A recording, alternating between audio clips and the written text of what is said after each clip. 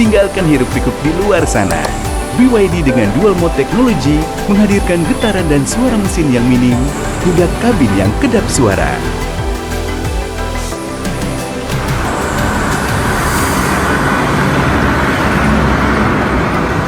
Senyapnya menenangkan, menjaga kedamaian hingga sampai di tujuan. Viewless, feel more.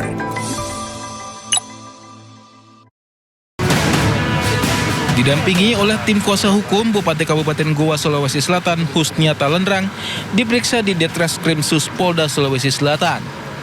Husnia diperiksa terkait dugaan korupsi proyek pengadaan seragam sekolah gratis. Pemeriksaan berjalan lebih dari 7 jam dengan 18 pertanyaan. Saya hadir memenuhi panggilan sebagai warga negara yang baik. Tentunya kita harus mengikuti aturan terkait undangan dari penyidik. Husnia diperiksa sebagai saksi. Selain Husnia, penyidik juga telah memeriksa sedikitnya 8 saksi, diantaranya Kepala Dinas Pendidikan Kabupaten Goa. Ya, terkait dengan kasus korupsi pengadaan seragam SD dan SMP tahun 2005. Saat ini sudah ada beberapa saksi yang diperiksa. Sudah ada beberapa saksi, termasuk hari ini salah satunya adalah Bupati Goa, dan itu diperiksa selaku saksi.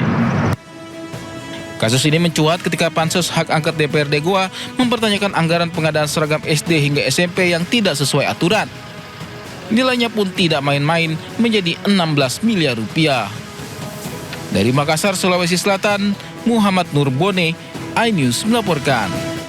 Sepanjang 2026 sudah selusin kepala daerah terjaring operasi tangkap tangan KPK. Yang terbaru Bupati Pemalang, Anom Widiantoro bersama 20 orang lainnya terjaring OTT KPK. Situasinya kita minta maaf semua. Minta maaf ya.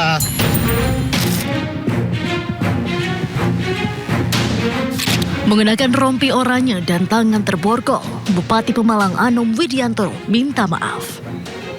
Anom keluar dari gedung KPK bersama 3 orang lainnya dikawal ketat penyidik KPK dan polisi dijebloskan ke tahanan. Bupati Pemalang Anom Widiantoro ditetapkan sebagai tersangka usai terjaring operasi tangkap tangan bersama 20 orang lainnya di Jakarta, Pemalang, dan Purworejo. Anom diduga melakukan pemerasan melalui orang kepercayaannya ke sejumlah perangkat daerah maupun rekanan swasta.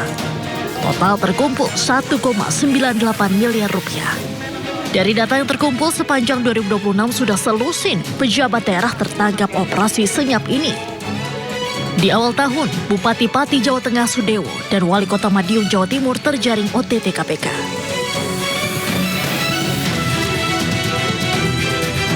Sementara bulan Maret, 3 pejabat daerah kembali terjaring, yakni Bupati Pekalongan, Bupati Rejang Lebong, dan Bupati Cilacap.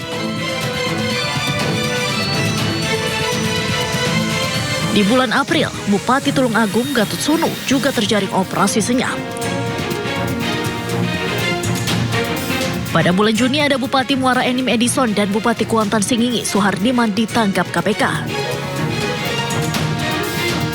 Dan terakhir selama bulan Juli 3 kepala daerah terjaring, yakni Bupati Sukoharjo, Bupati Lombok Barat, serta Bupati Pemalang.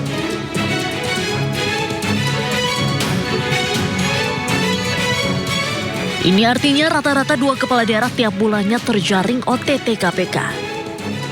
Kasus terakhir tertangkapnya Bupati Pemalang menambah daftar panjang kepala daerah terjaring operasi tangkap tangan KPK. Jabatan kepala daerah rentan terhadap tindak pidana korupsi pernah diungkap jubir KPK Budi Prasetyo.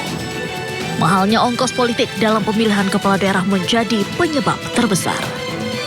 Tim Liputan iNews melaporkan. Pemirsa, Partai Perindo menghadirkan pakar hukum tata negara untuk memberikan perspektif tentang tata kelola demokrasi di Indonesia. Keduanya berpesan agar para anggota legislatif dari Partai Perindo terus memperkuat fungsi pengawasan terhadap tata kelola pemerintah. Bimbingan teknis Partai Perindo terus menghadirkan para tokoh ternama untuk memberikan pemahaman terhadap para anggota legislatif Partai Perindo. Kali ini, pakar hukum tata negara Zainal Arifin Mukhtar dan Titi Anggraeni hadir menjadi narasumber. Keduanya mengingatkan anggota legislatif dari Partai Perindo agar terus memperkuat jalannya demokrasi di daerah mereka masing-masing, menjaga integritas, serta mengoptimalkan fungsi pengawasan terhadap pemerintah. Nah, kemampuan untuk melakukan pengawasan adalah berkaitan dengan kemampuan dia untuk kritis pada pemerintah. Pengawasan bisa tercipta kalau ada kemauan untuk melihat yang namanya pembentukan kebijakan, melihat pelaksanaan kebijakan, melihat penyusunan kebijakan, lalu kemudian serius melihat itu. Saya mengharap bahwa kita semua bisa mengawal aturan main yang demokratis dan konstitusional, konsisten dengan melaksanakan seluruh putusan MK dan memastikan penyelenggara pemilunya berintegritas dan pemilihnya juga mendapatkan pendidikan politik dan informasi kepemiluan yang baik begitu. Melalui BIMTEK, Partai Perindo menargetkan seluruh anggota legislatif memiliki pemahaman yang seragam dan mampu menerapkan hasil pembekalan dalam menjalankan tugas sebagai wakil rakyat, sekaligus memperkuat kesiapan partai menghadapi pemilu di tahun 2029. Dari Jakarta, Bagus Prasetya Adi, Leman, Jakasamsa, iNews melaporkan. Pemirsa, Iran melancarkan serangan balasan ke pangkalan udara dan pusat komando Amerika Serikat di Yordania. Serangan ini dilakukan saat Presiden Amerika Serikat Donald Trump bertemu dengan Perdana Menteri Israel Benjamin Netanyahu.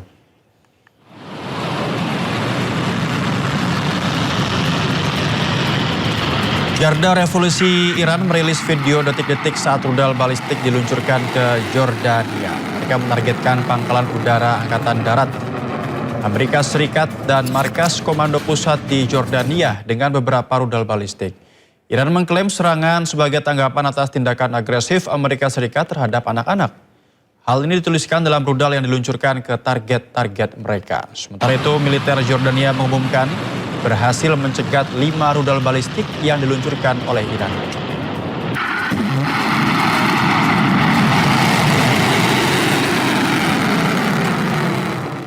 Serangan drone menyasar 2 kapal milik Amerika Serikat di pelabuhan Damietta, Mesir.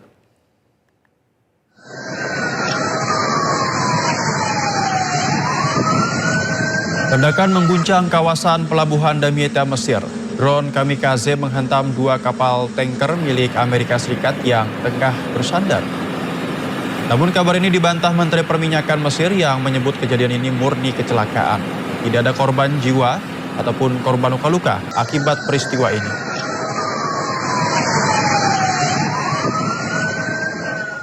Hari ini Kejaksaan Agung memanggil 10 orang saksi terkait kasus TPPU yang menjerat ex-Jampitsus Febri Adriansyah. Jaksa Agung Muda Bidang Pengawasan Rudi Margono membenarkan bahwa dari 10 nama tersebut termasuk diantaranya Tan Kian dan Ferry Hongkiriwang. Itu yang lain berapa, Pak? Totalnya hari ini nggak salah 10. Nanti daftarnya tak share ke Kak Puspen. 10 itu bersama Tan Kian sama Ferry. Ferry Boboho itu, Pak. Iya. Ferry Hongkiriwang. Oh iya. Masih ya. Makasih Pak Rudi. Siap, makasih Pak Rudi. Berarti pemeriksaan masih ya, Pak? Ya. Pemeriksaannya masih ya? Masih infonya. Saya baru datang. Kejaksaan Agung periksa 2 saksi kasus TPPU Febri Adriansyah. Dari 2 saksi tersebut, 1 orang tidak penuhi panggilan. Jalan.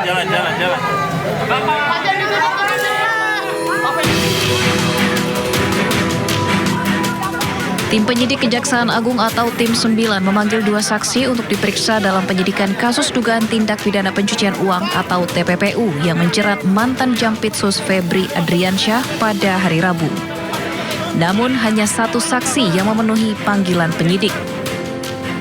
Dalam keterangan tertulisnya, Kejaksaan Agung menyebut pemanggilan 2 saksi dilakukan untuk kepentingan penyidikan berdasarkan surat perintah penyidikan kasus dugaan TPPU yang melibatkan Febri Adriansyah.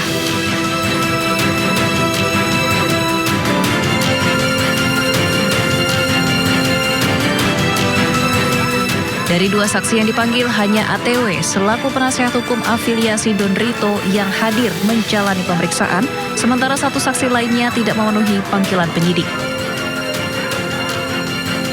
Kapus Penkum Kejagung menambahkan penyidik akan kembali melayangkan surat panggilan kepada saksi yang tidak hadir. Pemeriksaan saksi masih terus dilakukan untuk memperkuat alat bukti dalam perkara tersebut. Tim Liputan iNews melaporkan.